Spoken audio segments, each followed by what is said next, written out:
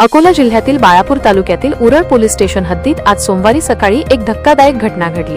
निंबा तेल्हारा मार्गावरील कारंजा फाट्याजवळ 20 वर्षीय गौरव बायस्कार याची काही तरुणांनी चाकूने वार करीत निर्घृणपणे हत्या केली।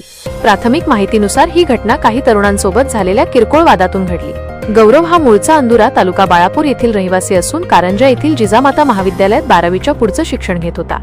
शिक्षणासाठी तो कारंजा येथे वास्तव्यास होता। 1 डिसेंबरला सकाळी काही मित्रांसोबत फाट्याजवळ असताना अचानक वाद चिघळला आणि संतापलेल्या तरुणांनी त्याच्यावर अमानुष हल्ला केला।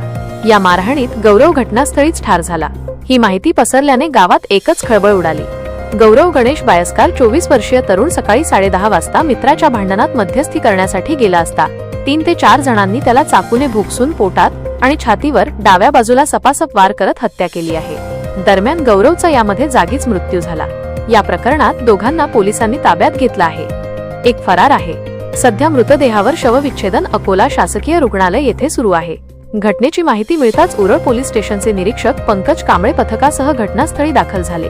पोलिसांनी मृतदेह ताब्यात घेत पंचनामा केला आणि शवविच्छेदनासाठी पाठवला। घटनेच्या नेमक्या कारणांचा तपास सुरू आहे। आरोपी घटनास्थळावरून पळून गेले होते, मात्र लोहारा येथील 2 युवकांनी हत्येत सहभाग असल्याची माहिती पोलिसांना मिळाली। जिल्हा पोलीस अधीक्षक अर्चित चांडक यांनी प्रकरण गंभीर असल्याचे सांगत तातडीने आरोपींचा शोध घेण्याचे आदेश दिले। त्यांच्या सूचनेनुसार विशेष पथक तयार करण्यात आले। उरळ पोलिसांनी तत्काळ हालचाल करून 2 संशयितांना ताब्यात घेतले असून त्यांची चौकशी सुरू आहे।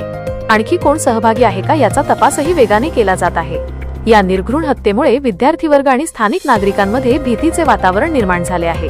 घरापासून दूर अभ्यासासाठी येणाऱ्या विद्यार्थ्यांच्या सुरक्षेवर प्रश्न उपस्थित झाला आहे।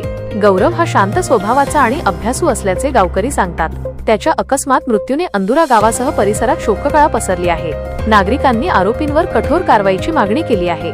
पोलीस प्रकरणाचा संपूर्ण तपास करत असून पुढील अधिक माहिती लवकरच समोर येण्याची शक्यता आहे।